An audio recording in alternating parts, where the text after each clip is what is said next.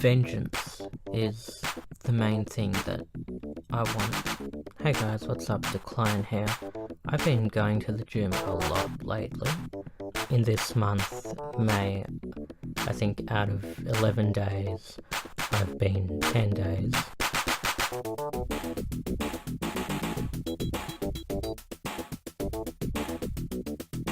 I know that even the most optimistic people are going to say, no, that's not going to happen for you. Get your head out of the clouds. Be realistic. You're not going to be Chad. You're not going to be a slayer. But hypothetically, what would I actually want if I got there? I think vengeance is the main thing that I want. Just showing the world, showing everyone like that I'm living my best life. A big to the world. To the women who rejected me and didn't want me. To the women who showed some interest but treated me like crap or flaked on me and nothing came of it. To all the women out there who don't or wouldn't find me desirable. To the guys doing well, chads, normies who breeze through in life and stuff just happened for them. To everyone else who thinks I'm some doormat or piece of trash to step on, I'll show them all. Why? I'll become desirable. I'll run through as many promiscuous women as possible. I'll rack up the body count. That's what I want. I need those numbers. I need to rack up the numbers. Ideally, I'd like a triple-digit body count that doesn't come from paying for it. And honestly, any Chad who doesn't have a triple-digit body count is a failure as a Chad. You know, you're not someone I look up to, okay? Like, imagine getting to 100k subs and actually having a good body that women might think, yeah, okay, this guy's decent looking, this guy has a good body, and you use the reach, you use the numbers to have the kind of success that would be completely impossible for someone at my level in the real world. And it needs to be more epic, more grand, more outlandish to compensate for all that I missed out on. I do want to be promiscuous. Long-term sustainability, pragmatism, that's not my priority. I really want to feel desired and valued. I really want to feel like a girl is attracted to me and wants me. Vengeance is the main thing that I want. I do not like the way the world works and the way women work. Sorry, but women have agency, and evolutionary psychology isn't a valid excuse for someone's actions or preferences. Sorry, I'm an idealist and I'm not gonna accept that. I don't find any of this motivating. I don't think I want to go to the gym 6 days a week and eat all this disgusting protein and completely change my diet, completely change my lifestyle, and eventually get on the sauce, have the trend bologna sandwich even, just so I can wife up a 3 out of 10 or a single mother and pretend she lives up to some ideal of purity, just because she doesn't have a Tinder account. 1 owner or 3 reliable runs great. Just don't look at the miles on the odometer. And you're telling me it's better than all the other rides out there, still as good as new? They're all the same in the end. My heart is broken and blackened enough that I do not believe there are any good women in this world. The only thing that is real is physical attraction and lust.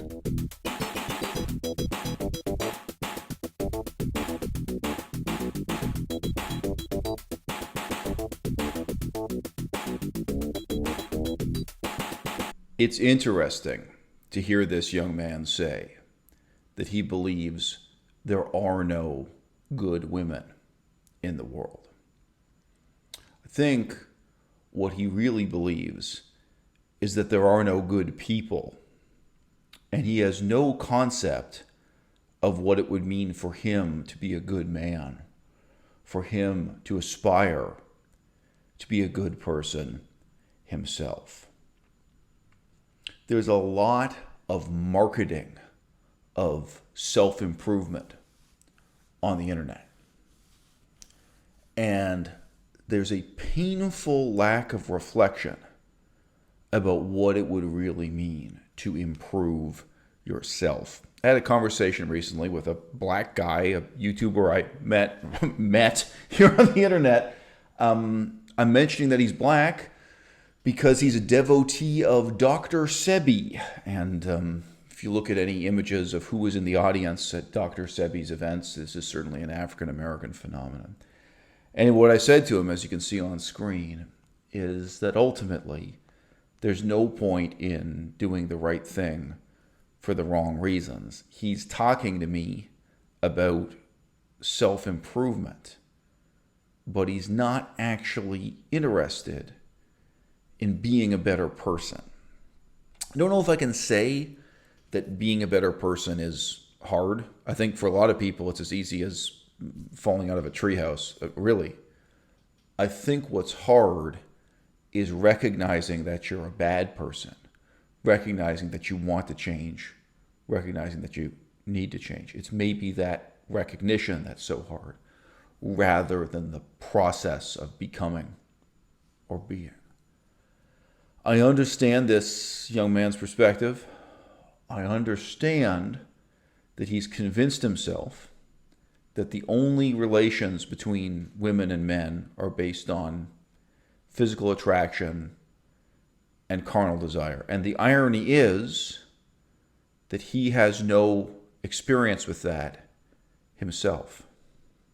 You see the strange position he's put himself in here? He doesn't have any experience directly or with, say, friends of his. He doesn't have any experience of what it's like to be someone who already is very physically attractive and someone who's tired of having members of the opposite sex want to sleep with them just for their body. Someone who's seeking out a partner precisely because they care about the intellectual qualities, the ethical qualities, the emotional qualities that distinguish them, or that let that other person appreciate who they are. He's not even thinking through that scenario. Is that uncommon? Is that so rare you've never heard of it? You can't imagine it? That some people might care about the intellect, about ethics, about emotions and so on, just because they're attractive enough that they can take it for granted that other people already want them for their body, and that they have their choice between many different people whose bodies are attractive enough for them. I don't think that competition is an inherently immoral concept. Many people on the left do. Many people on the left wing define the type of society they desire to have in the future, the utopia of science fiction, as being a society that is not based on competition, that eliminates the competitive aspects of capitalism. Many left-wing people want to reform education to eliminate the competitive aspects of writing tests, sports, other things we all experience in school growing up. I think what really damages people is the assumption that there is only one way to compete and that there's only one thing to compete for. My heart is broken and blackened enough that I do not believe there are any good women in this world. The only thing that is real is physical attraction and lust. I'll get a good physique and hopefully use YouTube and various social media platforms, use the internet, and maybe if I have a good enough physique for Tinder, maybe I can use that as well. Like when I saw Connor Murphy in that video and he was breaking down and talking about how he has 3 women a day, he sleeps with 3 women a day, and he was breaking down crying. I think he was crying about disappointing his parents or something, but like, I look up to Connor Murphy. I mean, he's a pretty cool guy. Like, this young man has convinced himself that there are no good women, and that thus there are no good women looking for good men. Like that it's not possible that there would be women out there who would be looking for him in as much as he were a good person, inasmuch as he were an interesting person. That there might be women who at first would be curious about him, but when they look past his appearance to find out what kind of man he really is, that they're rejecting him, not because he's ugly, not because he's unattractive, etc., not because of the things he's obsessed over, not because of the defects he hopes he can fix at the gym, but because those women really are good people and that they're looking for good men by those standards that they may not be able to articulate in these terms, but standards that are partly intellectual, partly ethical, partly emotional. That in fact, he's in the middle of a world crowded with good people who are seeking out the love and admiration and respect and company of other good people. And they spurn him and reject him and even sometimes denigrate him and insult him.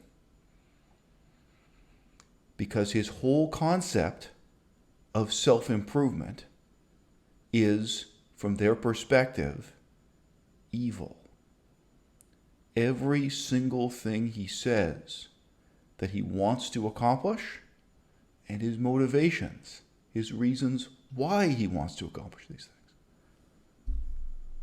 The very ideal he has of the better man that he could become is, from our perspective, a worse man. Among his motivations, one of the most blatantly evil is revenge.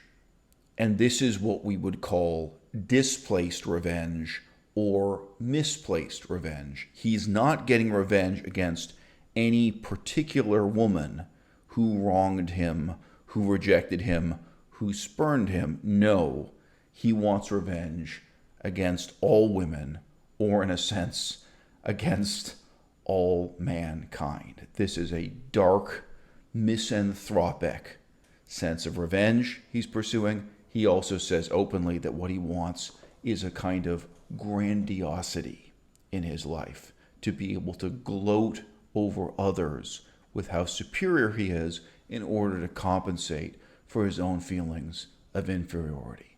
It is not too much to say that from our perspective, from the perspective of the vast majority of people in this audience, what he's describing is evil. And it's not a minor footnote to say that it's unbelievably repellent to women. It's incredibly unattractive to women. What kind of woman would watch the video you've just seen my 4-minute edited clip from and think, this would be a good man to be the father to her children, or even this would be a good man to just share an apartment with, do the dishes with every day, wake up in the morning with, and discuss breakfast and household responsibility. The fact that his particular form of evil is so repellent and so odious to women is a very clear clue, a very clear hint as to what he's doing wrong and what he can't possibly solve by simply going to the gym 10 days per week. And I'll refer back again to this fellow I spoke to about veganism, about the importance of, if you want to be on a vegan diet, doing the right thing just because it's the right thing to do. The fact that you could lose weight, look great, gain muscle mass, get leaner on basically any fad diet. Veganism is not special in this way. What's special about veganism is the opportunity to actually become a better person by taking on those responsibilities, taking on that profounder view of the world and your place in it in this life, starting to feel that ecology is your problem and you want to be part of the solution. Starting to feel that animal suffering, cows that are born in a steel cage on a concrete floor to suffer and die in captivity. that's something you're not willing to pay for. That's not something you're willing to even ignore just for your own convenience or, I don't know, for the benefit of a slightly tasty dessert. And I can't shake this sense that actually becoming a better person isn't all that difficult. The hard part is recognizing that you're a bad person here and now, recognizing perhaps the badness of your own motives, your own desires. As I've said again and again, whether it's in reference to quitting alcohol, whether it's in reference to quitting meat and adopting a vegan diet, the excuses are so much harder to quit than the thing itself. And the most fundamental excuse that most of us live with is just the notion that we're good people and that whatever we want can't possibly be bad and evil and wrong, whereas those other people or those other forces, those other institutions, those other social systems, those other people who obstruct us in getting what we want, who would refuse us whatever it is we want, they must be the ones who are bad and evil and wrong. To the women who rejected me and didn't want me, to the women who showed some interest but treated me like crap or flaked on me and nothing came of it, to all the women out there who don't or wouldn't find me desirable, to all the haters out there, the guys as well. Sorrow is real. Misery is real. But when you take that sorrow and find in it a justification for revenge, I think you're doing something quite artificial. When you look at your own heartbreak in the context of 1 decade, I invite you to imagine the man or woman you will be 10 years from now, looking back at this moment, at this heartbreak you're suffering with that seems so overwhelming. Looking back and laughing at how trivial it seems now, how trivial it seems from the perspective of just 10 years down the road. And now I want you to look back in history. Not 10 years, not 100 years, and not 1,000. I want you to think of your own misery, your own sorrow, your own heartbreak in the context of hundreds of thousands of years in which we had no way to cope with mortality during childbirth, in which women, at a rate of about 50%, from what I read, would drop dead and die, giving birth to their first child. We had no scientific understanding of why. We had no idea what we could do to help them.